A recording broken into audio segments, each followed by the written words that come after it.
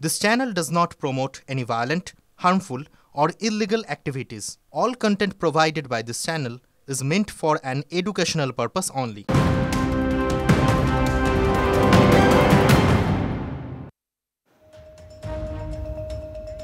নমস্কার, টিভি9 বাংলা আপনাদের আরো একবার স্বাগত জানাই। আমি শুভজিৎ রয়েছি আপনাদের সঙ্গে। স্পিড নিউজ আপনাদের শোনালাম, একটার পর একটা গুরুত্বপূর্ণ নিউজ বললাম, কিন্তু বিস্তারিত খবরে আমরা নজর রাখবো। বাংলাদেশের খবর আমরা ইন ডিটেল বলবো আপনাদের।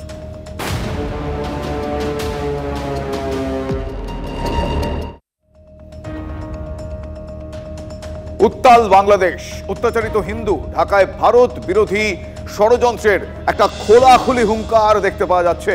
আর এই পরিস্থিতিতে ঢাকা সফরে ভারতীয় বিদেশ সচিব বিক্রম মিশ্রি ইতিমধ্যেই তিনি পৌঁছে গিয়েছেন। অন্তর্বর্তী সরকারের বিদেশ মন্ত্রকের উপদেষ্টা এবং সচিবের সঙ্গে তার বৈঠক, কথা হতে পারে মোহাম্মদ ইউনূসের সঙ্গে। অত্যন্ত গুরুত্বপূর্ণ এই সফর কতটা ফলপ্রসূ হয় সেদিকে তাকিয়ে আন্তর্জাতিক মহল। আমার সহকর্মী জ্যোতির্ময় রয়েছেন এই মুহূর্তে আমার সঙ্গে টেলিফোন লাইনে। জ্যোতির্ময়, জানতে চাইবো এখনো পর্যন্ত এই সফর এবং আজকে বৈঠক সংক্রান্ত কোন কোন আপডেট পাওয়া যাচ্ছে?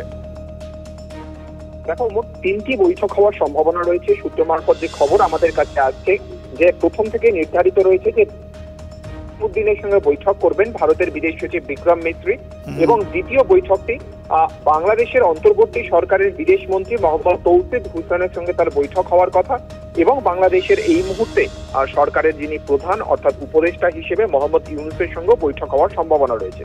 সূত্র মারফত যে খবর আসছে যে যেভাবে বাংলাদেশের মাটিতে সংখ্যালঘু হিন্দুদের ওপর আক্রমণের ঘটনা ঘটছে, এই বিষয়টিকেই সব থেকে বেশি ফোকাস করতে চলেছে ভারত।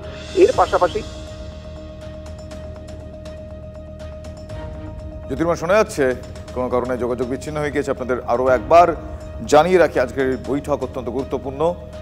উত্তাল বাংলাদেশে, অত্যাচারিত হিন্দু, ঢাকায় ভারত বিরোধী ষড়যন্ত্রের একটা খোলাখুলি হুঙ্কার শুনতে পাওয়া যাচ্ছে। আর এই পরিস্থিতিতে ঢাকা সফরে ভারতের বিদেশ সচিব বিক্রম মিশ্রি ইতিমধ্যে তিনি পৌঁছে গিয়েছেন। অন্তর্বর্তী সরকারের বিদেশ মন্ত্রকের উপদেষ্টা এবং সচিবের সঙ্গে তার বৈঠক রয়েছে। মোহাম্মদ ইউনূসের সঙ্গে তার কথা হতে পারে। অত্যন্ত গুরুত্বপূর্ণ এই সফর, এই বৈঠক কতটা ফলপ্রসূ হয়, পরিস্থিতি কতটা বদল ঘটাতে পারে সেদিকে তাকিয়ে রয়েছে আন্তর্জাতিক মহল। জ্যোতির্ময়, আমার সহকর্মী এই মুহূর্তে রয়েছেন আমার সঙ্গে। জ্যোতির্ময়, প্লিজ কন্টিনিউ। দেখো, যে খবর আমাদের সামনে আসছে যে সংখ্যালঘু নির্যাতনের উপরেই ভারত সব থেকে বেশি ফোকাস করতে চাইছে, কিন্তু দুদেশের কূটনৈতিক এবং বিশেষত বাণিজ্যিক সম্পর্ক যাতে বজায় থাকে সেই বিষয়টি এই মুহূর্তে ভারত বাংলাদেশের সঙ্গে আলোচনার প্রেক্ষিতে মূল ভিত্তি হিসেবে কাজে লাগাতে চলেছে। কারণ কোন পরিস্থিতিতেই বাংলাদেশ ভূখণ্ড সন্ত্রাসবাদীদের লঞ্চপ্যাড হিসেবে ব্যবহৃত হোক সেই বিষয়টি চায়নি বা চায় না ভারত, এবং সেই কারণের জন্য কোনো রাষ্ট্রের সঙ্গে সম্পর্ক রাখার ক্ষেত্রে মূল বুনিয়াদ সেই দেশের সঙ্গে বাণিজ্যিক সম্পর্ক আরো জোরদার করা। গত কয়েক মাস ধরে সেই বাণিজ্যিক সম্পর্কের বেশ কিছুটা অবনতি হয়েছে, ফলত সেই বিষয়গুলি নিয়েই পার্ট বাই পার্ট আলোচনা হওয়ার সম্ভাবনা রয়েছে। তার পাশাপাশি যেদিকে ভারতের নজর থাকছে তা হচ্ছে ঢাকার তরফ থেকে কোনোভাবে শেখ হাসিনার এক্সট্রাডিশনের দাবি করা হয় কিনা সেই বিষয়টি অত্যন্ত সতর্কভাবে ভারত হ্যান্ডেল করতে চাইছে। তৃতীয়ত যে বিষয়ের দিকে নজর থাকবে তা হচ্ছে যেভাবে বাংলাদেশে অবস্থিত যে ভারতের হাই কমিশন, সেখানে ভারতের রাষ্ট্রদূতকে যেভাবে বাংলাদেশ ডেকে পাঠিয়েছে সেই বিষয়টি যে মোটেও ভালো চোখে নয়াদিল্লি দেখছে না তাও অবস্থান স্পষ্ট করে দেওয়া হবে। একই সঙ্গে বাংলাদেশের সূত্র থেকে যে খবর আসছে, তারা তাদের অভ্যন্তরীণ বিষয়ে নয়াদিল্লির হস্তক্ষেপ তারা মানবে না বলে তারা আরো একবার নিজেদের অবস্থান স্পষ্ট করতে পারে। দ্বিতীয়ত, আগরতলা, কলকাতা সহ বিভিন্ন জায়গাতে যেভাবে তাদের এমবাসির সামনে বিক্ষোভ হচ্ছে সেই বিষয়ে ইতিমধ্যে তারা বিবৃতি দিয়ে উদ্বেগ প্রকাশ করেছে এবং ভারতের রাষ্ট্রদূতকে ডেকে তারা জানিয়েছে। সেই বিষয়গুলিও বাংলাদেশের তরফ থেকে তোলা হতে পারে এই বিদেশ সচিব পর্যায়ের বৈঠকে বলে সূত্র মারফত আমরা খবর পাচ্ছি। ধন্যবাদ জ্যোতির্ময়। সূক্ষ্মভাবে পরিকল্পনা করে সরকার ফেলেছেন ইউনূস। আগেও চেষ্টা করেছিলেন, কৌশলে আমেরিকাকেও টানলেন শেখ হাসিনা।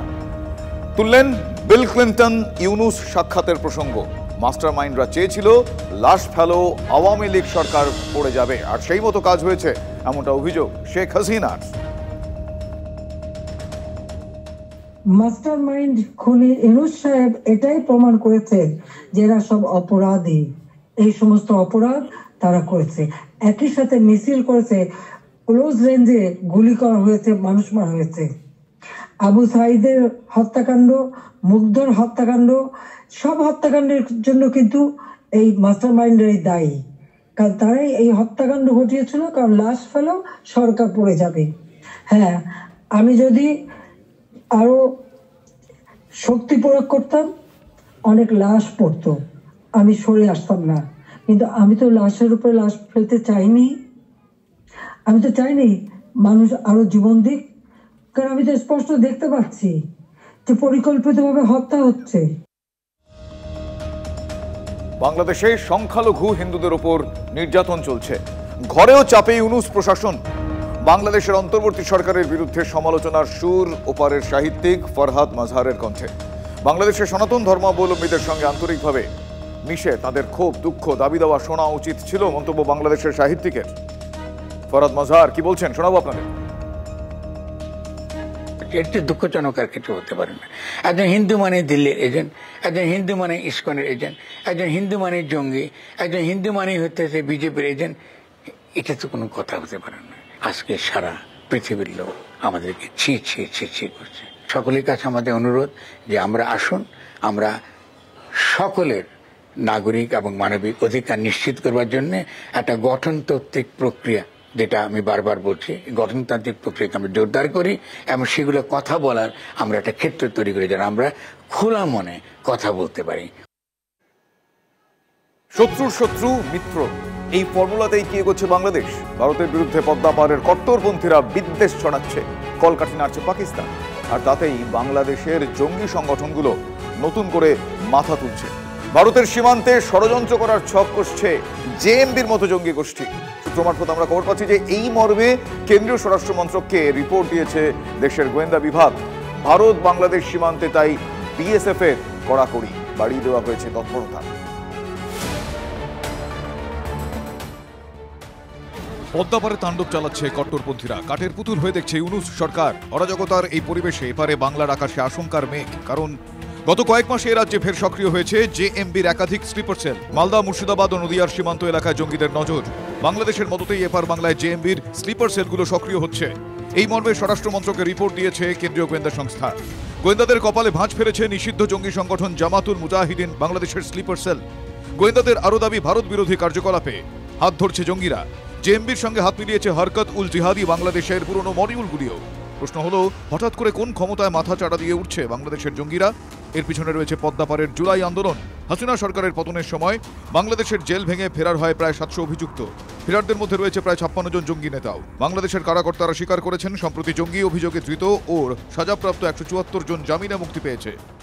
শীর্ষ সন্ত্রাসী অথবা যদি শীর্ষ সন্ত্রাসী 11 জন মুক্তি পেয়েছেন, জঙ্গিদের মুক্তি পেয়েছেন অ্যারাউন্ড 222 জনের মতো, 174 জনের মতো বিভিন্ন যারা জেএমবি অথবা বিভিন্ন নামে ছিলেন তাদের মধ্যে। আর শীর্ষ সন্ত্রাসী নামে আমাদের ডেফিনেশনে 11 জন মুক্তি পেয়েছেন। খোলা মনে জঙ্গিদের মুক্তি দেওয়ার কথা জানিয়েছেন বাংলাদেশের কারা বিভাগের মহানির্দেশক। এই জঙ্গিরাই ভারতের সীমান্ত দিয়ে যে কোনোভাবে ঢোকার চেষ্টা করছে বলে অনুমান গোয়েন্দাদের। ছোট ছোট অনেকগুলো জঙ্গি সংগঠন সেটা বাইরে থেকে ভারতকে আক্রমণ করার প্রচেষ্টা চালাচ্ছে। আইএসআই এবং পাকিস্তানের মদত আছে, সেটা অস্বীকার করা যাবে না। হাসিনা সরকারের আমলে জামাতুল মুজাহিদিন বাংলাদেশ, জাগ্রত মুসলিম জনতা বাংলাদেশ, আনসার উল বাংলা টিম, আনসার আল ইসলাম, হরকত উল জিহাদি বাংলাদেশ, আল্লাহর দল, হিজবুত তহরির, শাহাদাত ই আল হিকমা, জামায়াতুল আনসার ফিল হিন্দাল শারকিয়া। বাংলাদেশে এই 9টি সংগঠন জঙ্গি কার্যকলাপের জন্য খাতায় কলমে নিষিদ্ধ, কিন্তু বাস্তবে ভারতের গোয়েন্দাদের দাবি বর্তমানে আল কায়দা বাংলাদেশ সংগঠনের ছায়াতে একাধিক জঙ্গি সংগঠন কাজ করছে। স্বরাষ্ট্র মন্ত্রকে দেওয়া যে রিপোর্ট ভারতীয় গোয়েন্দাদের, সেখানে স্পষ্ট দাবি করা হয়েছে যে তাদের হাতে এমন বেশ কিছু প্রমাণ আছে যেখান থেকে বোঝা যাচ্ছে যে পাক গুপ্তচর সংস্থা সরাসরি এই ধরনের যে জেহাদি সংগঠনগুলো রয়েছে, জামাতুল মুজাহিদিন বাংলাদেশ থেকে শুরু করে হুজিবির মতো সংগঠন, তাদের লজিস্টিক সাপোর্টও দিচ্ছে এবং অর্থ সাহায্যও করছে। গোয়েন্দাদের দাবি, দুদিন আগে উত্তর 24 পরগনা, নদিয়া, উত্তরবঙ্গের কয়েকটি সীমান্তে হামলাবাজ ড্রোন উড়িয়েছে বাংলাদেশ সেনা। ঢাকার দাবি সীমান্তে সুরক্ষার জন্য এই নজরদারি, কিন্তু এর পিছনে ষড়যন্ত্র দেখছে ভারতের গোয়েন্দা বিভাগ। তাই সীমান্ত রক্ষা বাহিনীর গোয়েন্দা শাখা নজরদারিতে কড়াকড়ি করেছে। বাংলাদেশ এই মুহূর্তে তাদের ক্ষেত্রে মুক্তাঞ্চল, এবং সেই জায়গায় দাঁড়িয়ে সংগঠন বিস্তারের পাশাপাশি ভারতের বুকে নাশকতা ঘটালে তাদের সংগঠনের বিস্তার এবং নাম আরও বাড়বে, এবং সেই জায়গা থেকে ভারতের বুকে বাংলাদেশের জঙ্গি সংগঠন নাশকতা করতে পারে এমন আশঙ্কাও উড়িয়ে দিতে পারছেন না গোয়েন্দারা। ক্যামেরায় কল্যাণের সঙ্গে সিজার, TV9 বাংলা।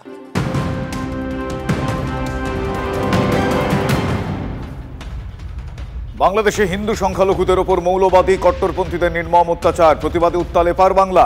এবার বঙ্গীয় হিন্দু মহামঞ্চের আবেদনে সাড়া দিয়ে বাংলাদেশি পর্যটকদের বয়কটের সিদ্ধান্ত। অনির্দিষ্টকালের জন্য বাংলাদেশে পর্যটকদের বয়কট। শিলিগুড়ি হোটেলিয়ার্স ওয়েলফেয়ার অ্যাসোসিয়েশনে সব রকম পরিষেবা দিতে নিষেধাজ্ঞা জারি করেছে হোটেল মালিকদের সংগঠন।